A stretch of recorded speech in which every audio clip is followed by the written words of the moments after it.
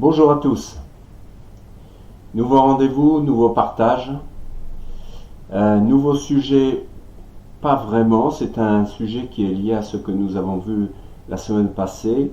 La semaine passée, nous avons vu qu'est-ce qui s'était passé durant ces 2000 ans de christianisme, depuis la venue de Jésus jusqu'à nos jours. Nous avons pu voir qu'il y avait eu beaucoup de dérives. Enfin, il y a encore de nombreuses dérives par rapport aux Écritures, par rapport à la Bible telle qu'elle est écrite. Et je rappelle que la Bible n'a pas changé. La Bible qui a été écrite au 1er siècle, c'est toujours la même aujourd'hui. Qu'est-ce qui a changé? Ce sont les hommes. Qu'est-ce qui a changé? C'est le fait que les religions sont venues quelque part sur cette terre pour, excusez-moi l'expression, pourrir la vie des gens. Et la France n'a pas échappé à cette règle. Nous pouvons dire que la France est un pays très religieux. Et pour revenir à un des sujets que nous avons abordé la semaine passée, eh bien, au cœur de cette religion, je ne parle pas d'une religion en particulier, mais de la religion dans tout son aspect, eh bien, il y a la sainteté, il y a le saint, les saints. Nous voyons combien les saints prennent une place importante dans la vie des religions. Et nous l'avons abordé courtement parce que, nous allons le voir, c'est un sujet qui nécessite un message à lui tout seul.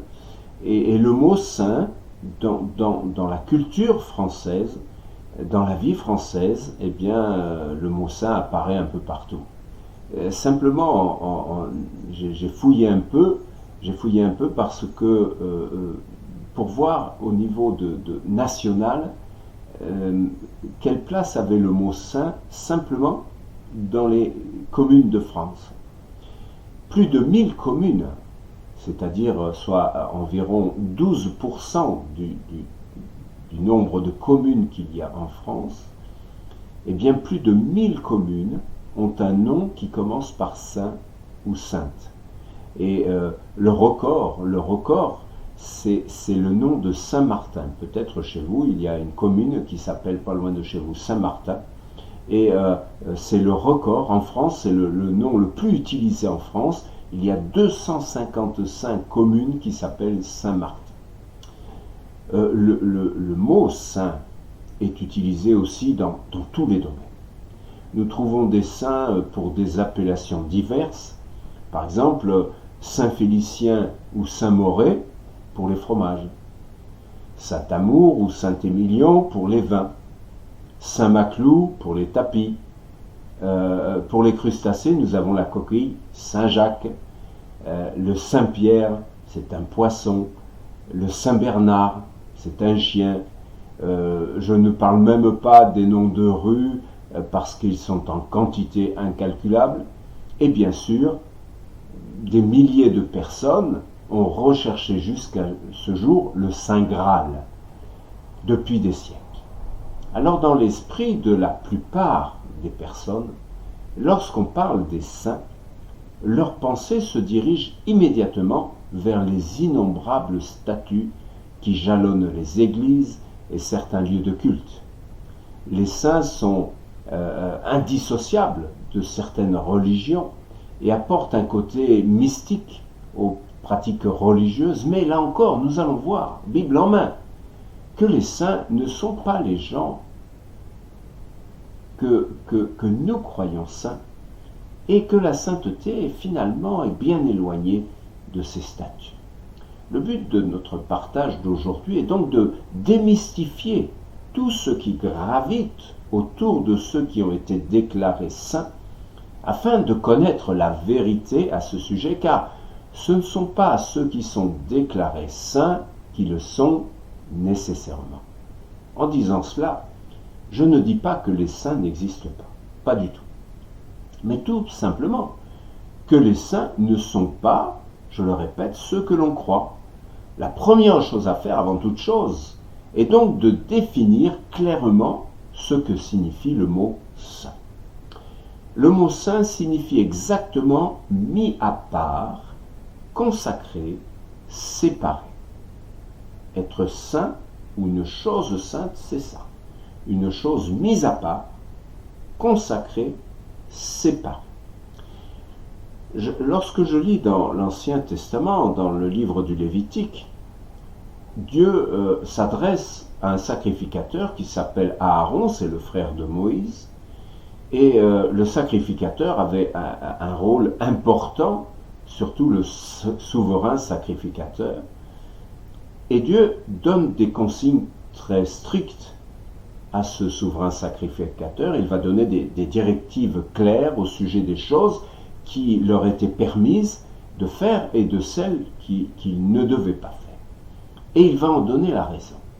Lévitique chapitre 10, verset 10, « Afin que vous puissiez distinguer ce qui est saint de ce qui est profane, ce qui est impur de ce qui est pur. » C'est comme si Dieu disait ici, il y a les choses saintes, pures, consacrées, mises à part d'un côté, et de l'autre, eh bien, il y a les choses communes, ordinaires, étrangères à la sainteté, même impures. Et le processus qui mène à la sainteté s'appelle la sanctification. Et la sanctification est une chose très importante pour tous ceux qui veulent entrer dans la vie éternelle, puisque nous le voyons depuis que je partage des messages, au cœur de tous mes messages, il y a quand même la pensée d'entrer dans la vie éternelle. Et il est écrit dans la lettre qui a été adressée aux Hébreux, chapitre 12, verset 14, « Recherchez la paix avec tous et la sanctification, sans laquelle personne ne verra le Seigneur. » La sanctification est donc le processus par lequel, au travers d'engagement et d'attitude, quelqu'un va être amené à être saint. Alors bien sûr, tous ces rituels qui entourent les saints ne font que troubler les hommes. Car nous pouvons légitimement nous poser la question, mais alors tous les hommes auront-ils l'opportunité de rencontrer Dieu, puisqu'il faut être saint pour cela? Et voyez-vous, tout le problème est là. Au travers de la religion, nous avons une idée fausse de ce qui est saint et de ce qui ne l'est pas. Et comme nous allons le voir, être saint n'est pas réservé à une élite, mais être saint est à la portée de vous et de moi. C'est étonnant d'entendre ça ce matin. Être saint est à votre portée comme elle est à ma portée. Le terme, si je prends les termes saint, sainteté, sanctification, qui ont tous la même racine, ils sont tous liés à une même réalité, celle d'une mise à part pour Dieu. Avant tout, pour bien comprendre la sainteté, et pourquoi la sainteté est nécessaire, et pourquoi elle est liée aux chrétiens, il est primordial d'aller tout simplement à la source, c'est de considérer qui est Dieu. Dieu est le créateur de toutes choses, créateur de la terre et de tout ce qu'elle renferme, et naturellement de l'homme. La nature même de Dieu est la sainteté, car Dieu lui-même est à part, nous le voyons. Dieu n'a rien à voir avec nous. Et la Bible nous dit que ses demeures sont saintes, sa personne est sainte, ses paroles sont saintes. Il est d'une grande pureté et il est résolument à part des hommes. Le péché, en général, est exactement le contraire de la sainteté. Et à cause de sa nature sainte, ce n'est pas que Dieu ne puisse pas voir le péché, mais sa sainteté crée un phénomène de rejet. C'est exactement comme si vous vouliez mélanger de l'huile et de l'eau, c'est mission impossible. Écoutez ce qu'a écrit le prophète Habakkuk en parlant de Dieu. C'est au chapitre 1er, donc dans ce livre du prophète Habakkuk, chapitre 1er, verset 13, il dit ceci: « Tes yeux sont trop purs pour voir le mal, et tu ne peux pas regarder l'iniquité. » Il dit, tu ne peux pas regarder l'iniquité. C'est comme pour nous. Si nous décidions de regarder le soleil lorsqu'il est en plein midi, nos yeux ne pourraient pas le supporter. Ils seraient brûlés. Et alors que Jésus est monté sur la croix et qu'il a pris sur lui tous les péchés des hommes, alors que Christ avait affirmé « Moi et le Père, nous sommes un », à ce moment-là, le moment le plus redouté par Jésus est arrivé.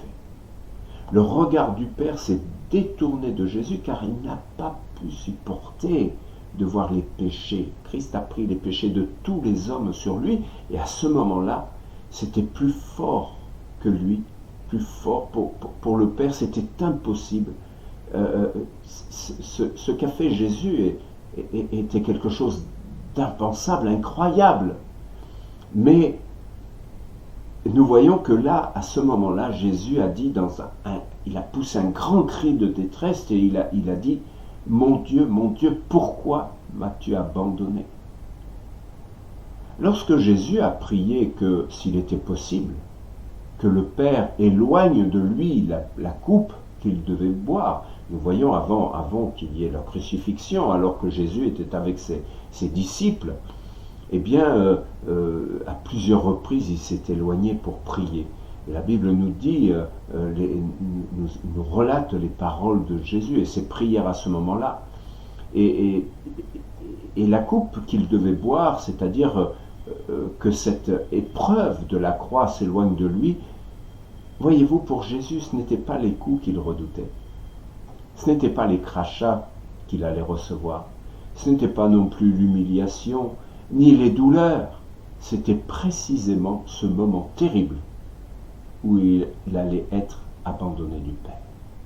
Or, la venue de Jésus, sa mort sur la croix, sa résurrection, toutes ces choses n'avaient qu'un seul but, nous réconcilier avec Dieu.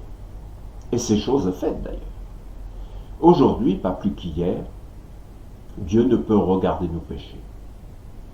Bien qu'il n'y ait pas un seul qui l'ignore, ne nous y trompons pas, mais une chose extraordinaire a eu lieu. Dieu nous regarde maintenant au travers de la croix. La croix où le sacrifice pour le pardon des péchés a eu lieu, qui agit depuis ce jour-là jusqu'à maintenant comme l'acte qui nous a réconciliés avec Dieu. Et Dieu peut vraiment nous regarder de nouveau, pour autant bien sûr que nous ayons accepté Jésus comme notre Sauveur. Alors le but de tout cela est de nous amener à avoir la même nature que Dieu, que nous soyons saints comme lui est saint, car sans la sanctification, comme nous l'avons lu il y a quelques instants, personne ne verra le Seigneur. Alors pour imaginer ce que je viens de dire, je voudrais utiliser ceci. Qu'est-ce que ceci? Ceci, c'est un aimant. Ce sont les aimants. Désolé, j'ai pas trouvé autre chose en qualité et j'ai pas eu le temps de faire quelque chose de spécial, mais c'est un aimant. Et vous les connaissez, ce sont les aimants qu'il y a sur les portes de placard ou autre. Hein.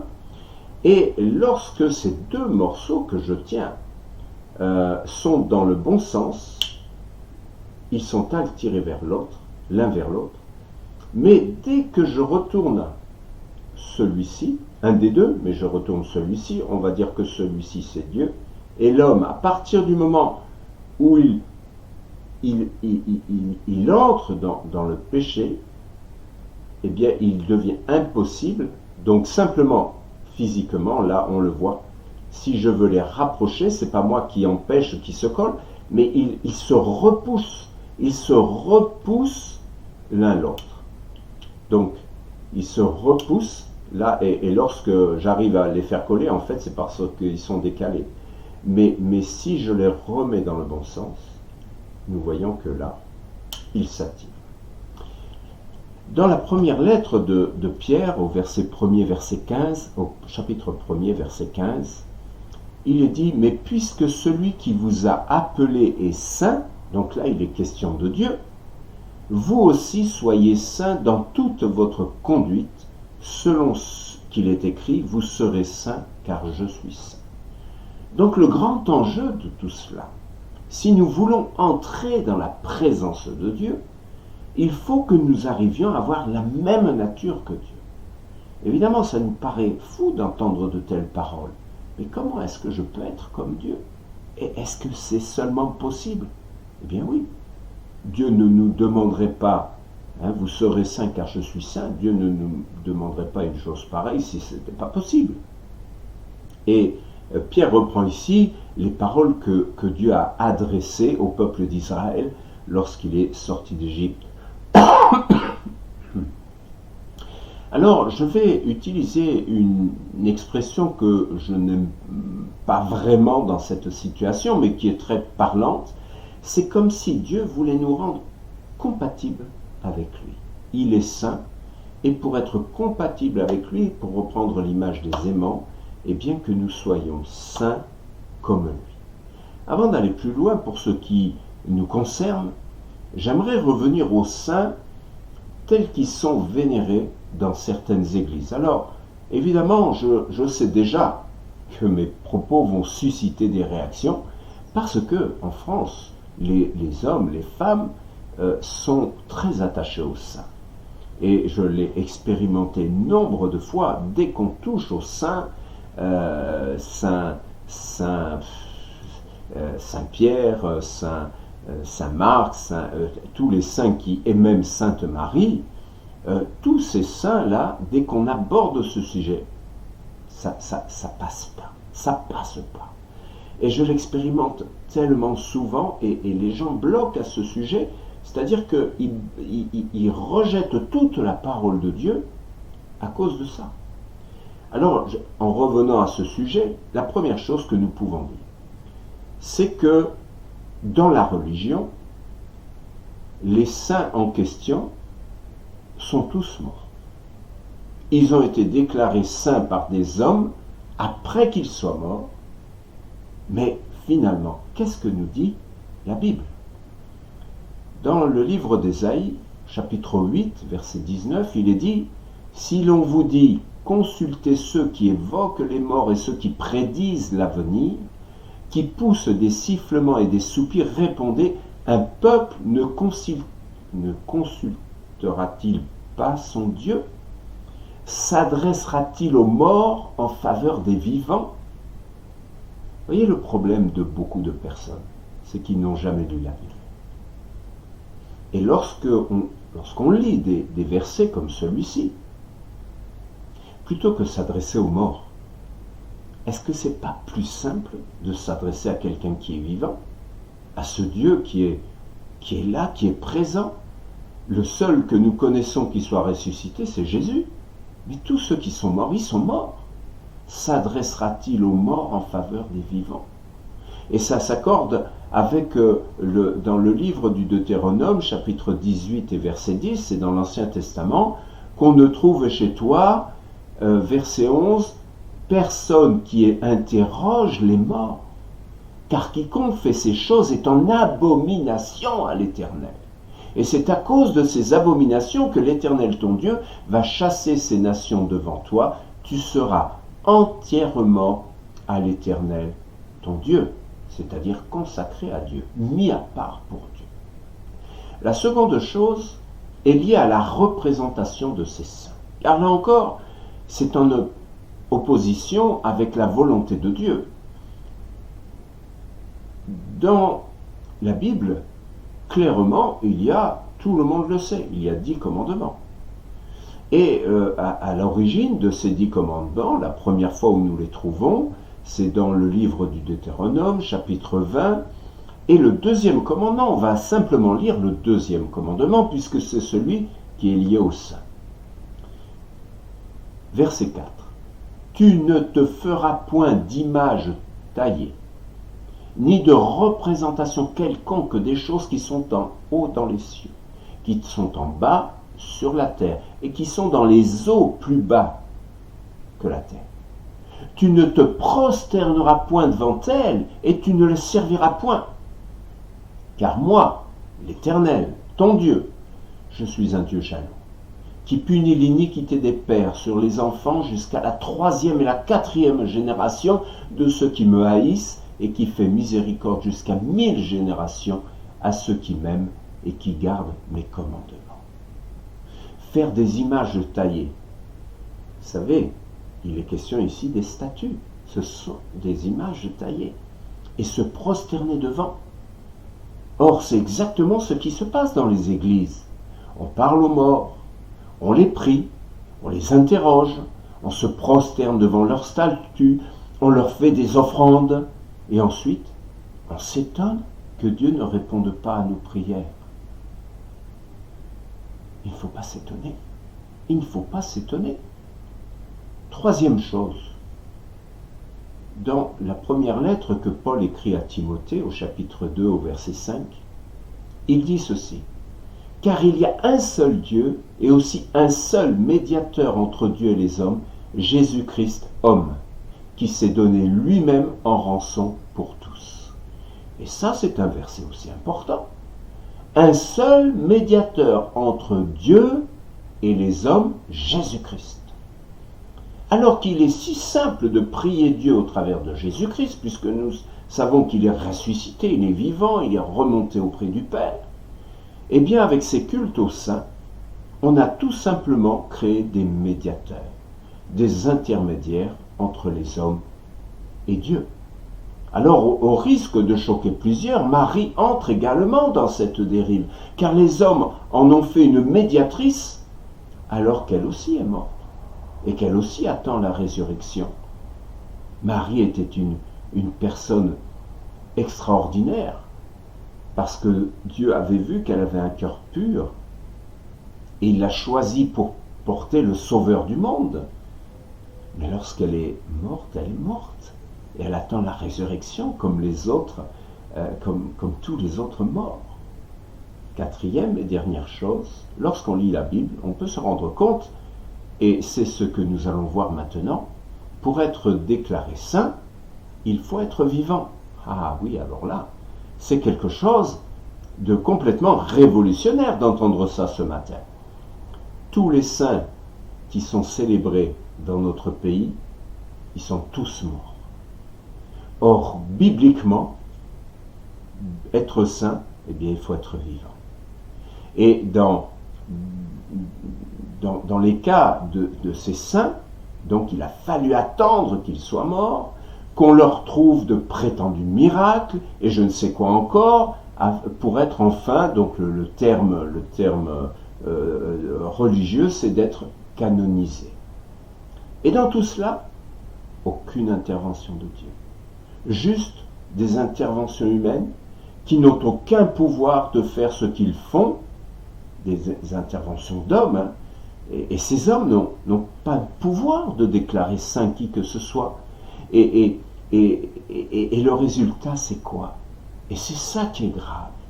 Entraîner des milliers de personnes à prier des morts, qui n'entendent même pas, et qui sont juste dans l'attente de la résurrection. Je ne dis pas que ces gens-là n'ont rien fait de bien. Ils ont certainement eu des vies droites, mais ils sont morts. Ils attendent la résurrection. Et je dirais même plus, soit pour la mort éternelle, soit pour la vie éternelle.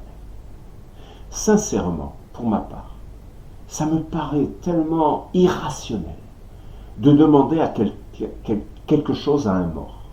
Quelqu'un qui est mort, réfléchissons un instant, quelqu'un qui est mort devant nous, est-ce que ça nous vient à l'idée de lui demander quelque chose? D'autant que ces gens-là, de leur vivant, pour la plupart, ils ont fait du bien. D'accord, ils ont fait du bien. Mais ils étaient incapables de répondre aux prières des hommes. Ils ont juste fait du bien.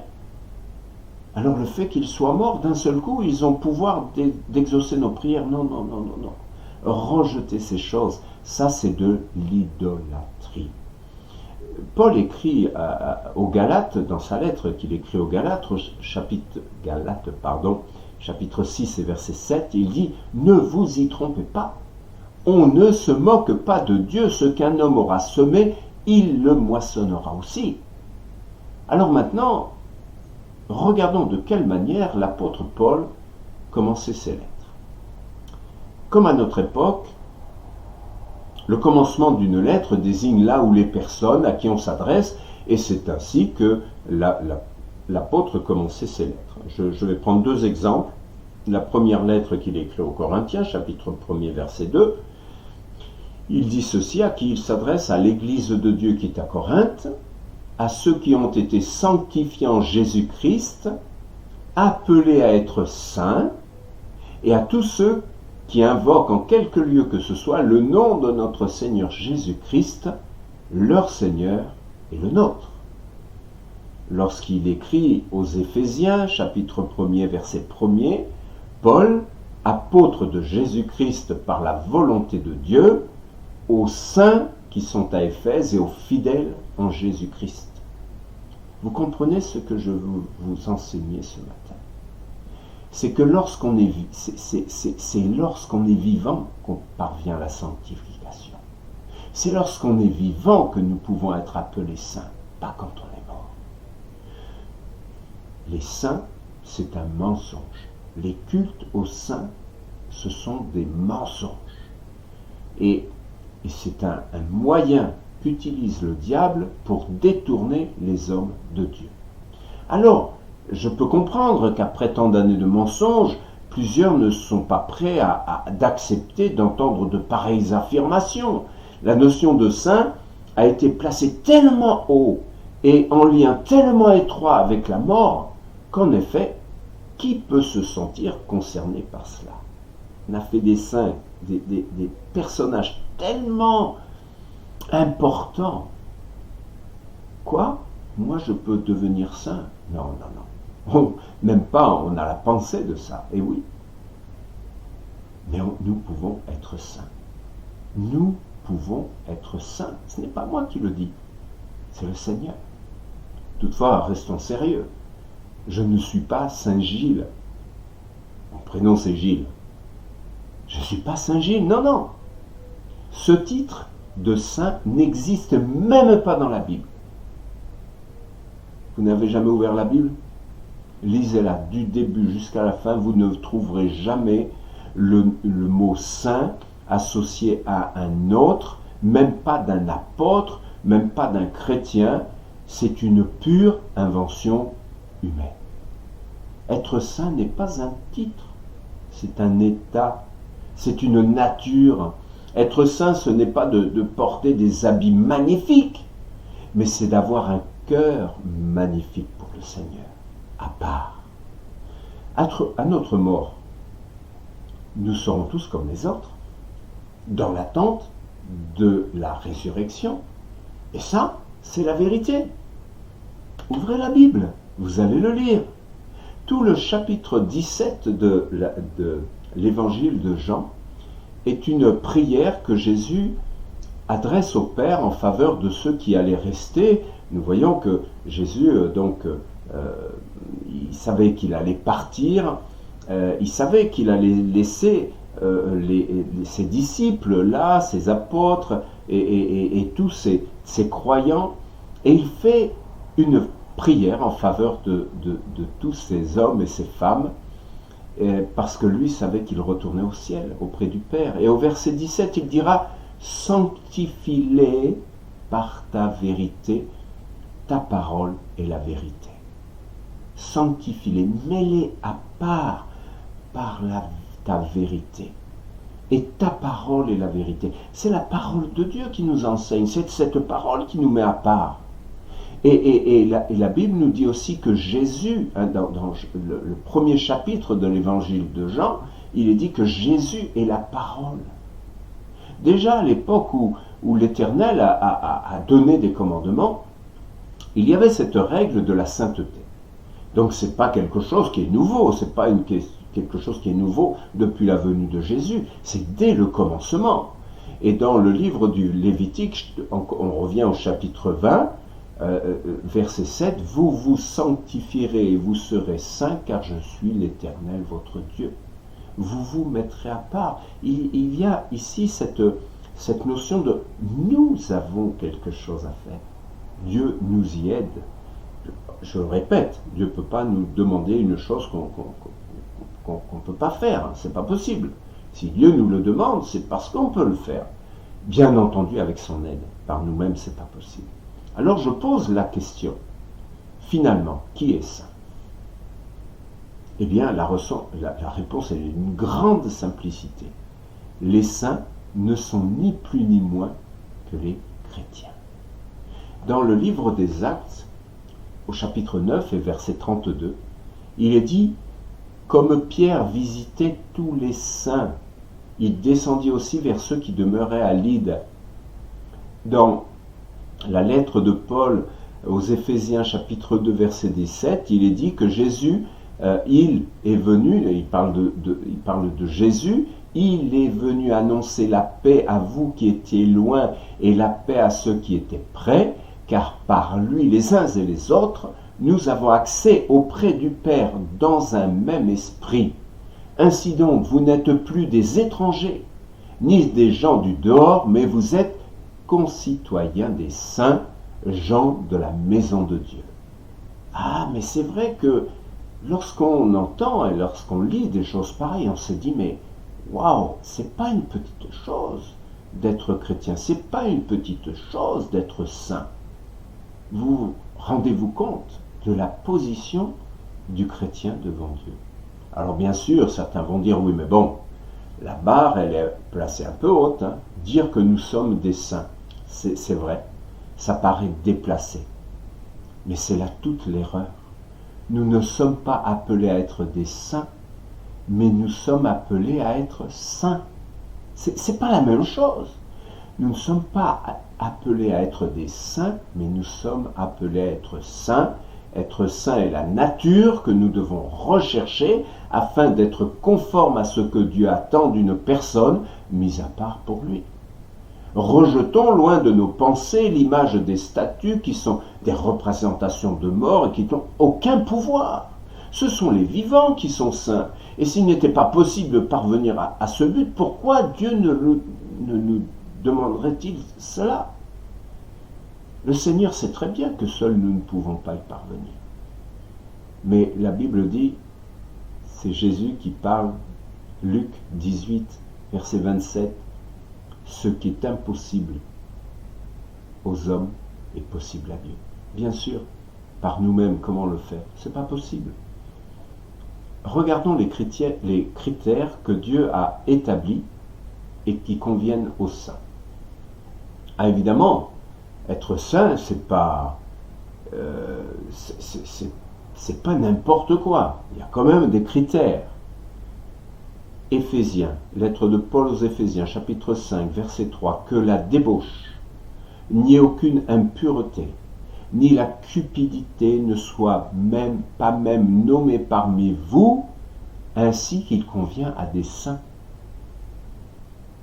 Lorsque Paul écrit aux Colossiens, chapitre 1er, verset 19, il dira « Car Dieu a voulu faire habiter toute plénitude en lui, il a voulu par lui tout réconcilier avec lui-même, tant ce qui est sur la terre que ce qui est dans les cieux, en faisant la paix par lui, par le sang de la croix.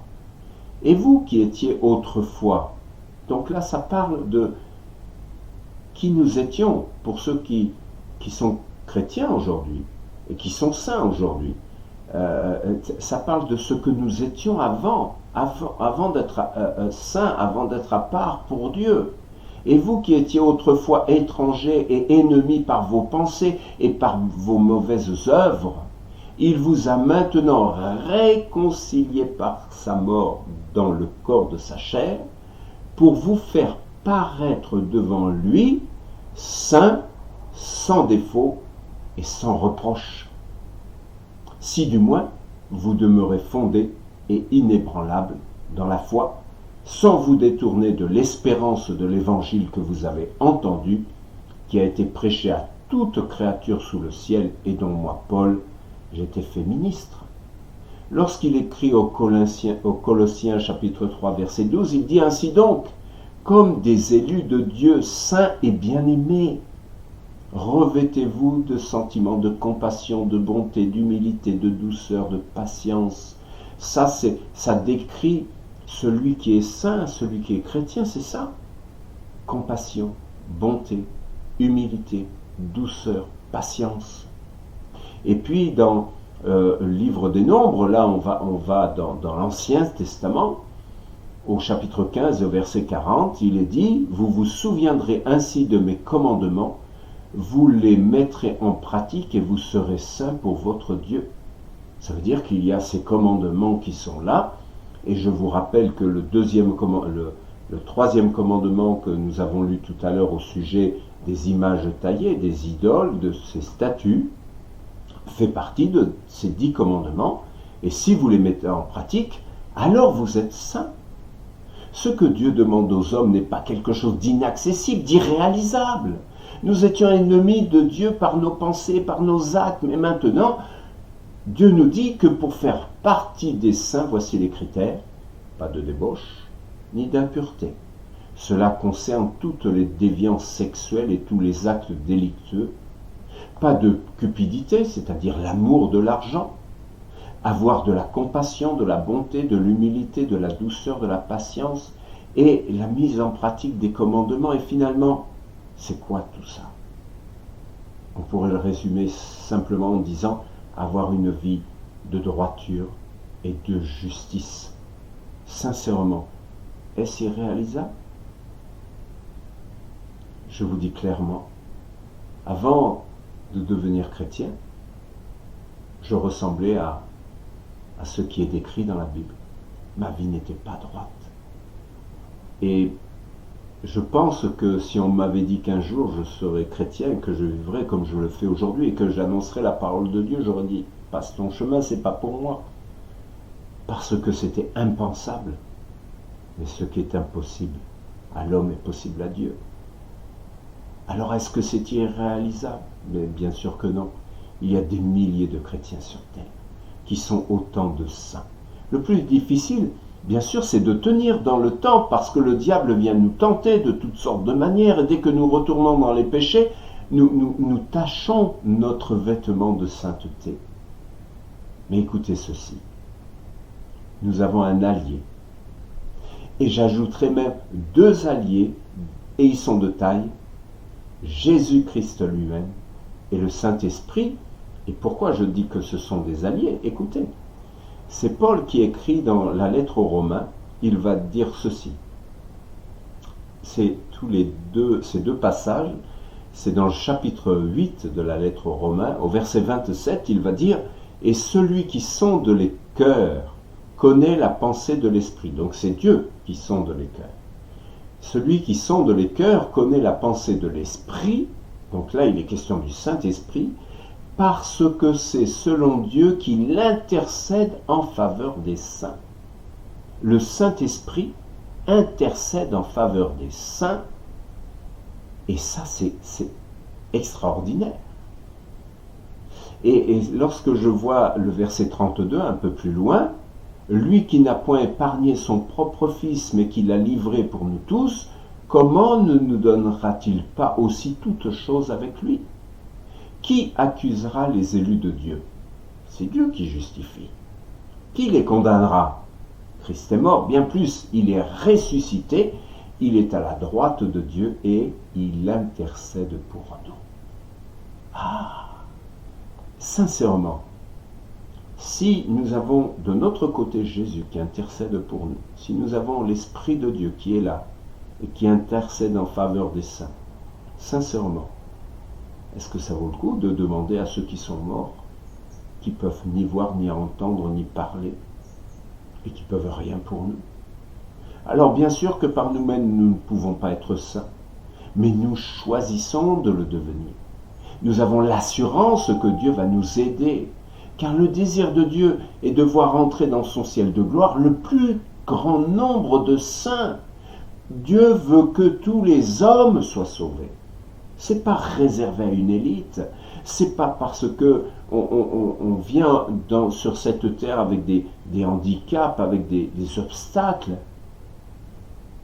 On pourrait partager tellement de témoignages de vie complètement transformés et changés, juste parce que dans le cœur il y a eu ce désir de rencontrer Dieu et d'être saint et d'être mis à part pour Dieu. Alors voyez-vous, ce sujet de la sainteté est un magnifique sujet car il s'agit de l'avenir de notre âme, de notre vie sur terre dont va dépendre notre vie dans le ciel pour l'éternité. C'est tout de même un sujet sérieux.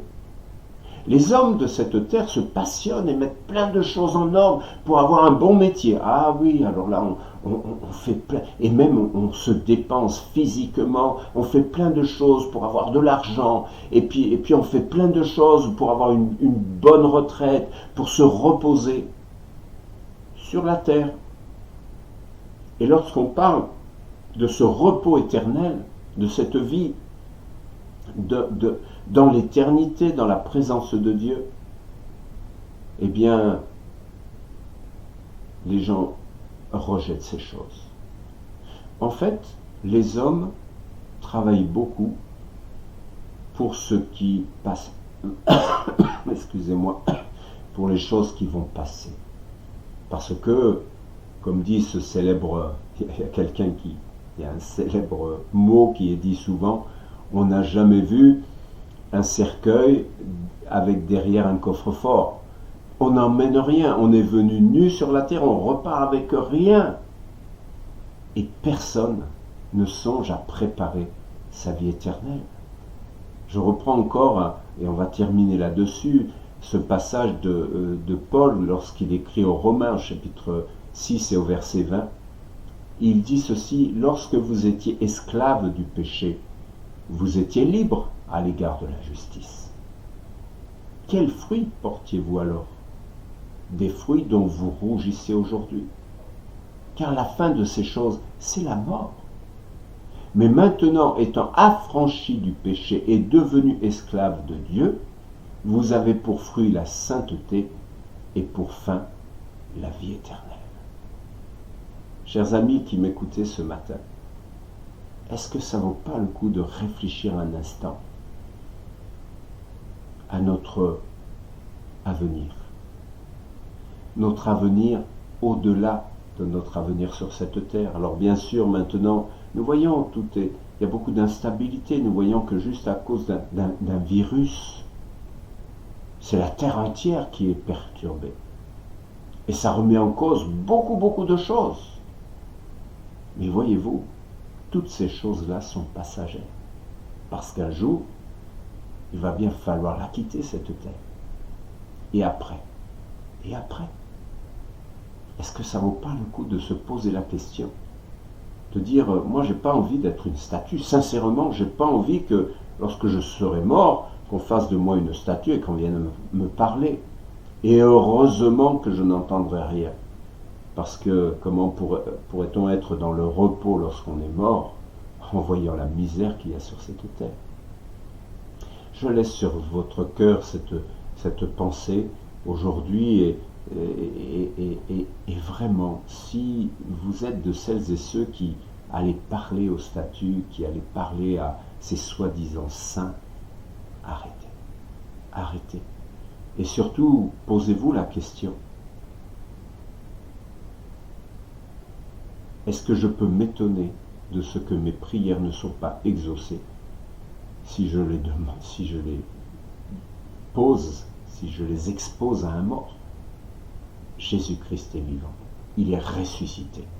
Et lui seul est le seul médiateur entre les hommes et Dieu, et il est le seul capable d'exaucer nos prières. Voilà, gardons cette pensée dans nos cœurs, et je voudrais, comme à chaque fois, terminer par la prière. Seigneur notre Dieu, merci pour cette parole. Merci Seigneur, parce que cette parole n'a d'autre objectif que de nous garder dans la vérité, parce que finalement, toutes celles et ceux qui prient ces statues et tous ceux qui sont morts, c'est quel temps perdu? Quel temps perdu? Vaut-il pas mieux s'adresser à Dieu plutôt qu'à des morts? Et ce matin, ma prière, elle est adressée à toi, Seigneur. À toi qui es vivant, à toi qui es dans ton ciel de gloire, à toi qui intercède pour nous, à toi qui peux changer les cœurs et les vies. Il n'y a pas un seul qui peut dire, moi, Dieu ne peut rien faire pour ma vie, parce que oui, Seigneur, tu peux changer la vie et le cœur du plus misérable d'entre nous. Tu l'as fait avec moi, Seigneur, tu l'as fait avec des centaines de chrétiens que je connais. Et c'est pour cette raison que je loue ton nom et je te remercie. Père, que celles et ceux qui entendent ce message ce matin soient touchés dans leur cœur et cherchent ta vérité, cherchent ta face, qu'ils puissent désirer être saints, afin de te ressembler au point que lorsque tu vas les enlever de cette terre, eh bien ils pourront être enlevés avec cette espérance dans leur cœur qu'à cause de leur sainteté, ils vont pouvoir entrer dans les parvis de Dieu et passer l'éternité avec celui qui nous a donné cette extraordinaire opportunité, celle d'être réconcilié avec le Père. Te disons merci pour ce partage de ce matin. Glorifie-toi dans les cœurs et dans les vies, c'est notre prière. Et c'est vraiment un grand merci que nous t'adressons dans le puissant nom de Jésus. Amen. Je vous souhaite une excellente journée et je vous dis à la semaine prochaine pour un nouveau partage. Et je crois que, et je l'espère, c'est que chaque partage vous apporte quelque chose. Soyez bénis.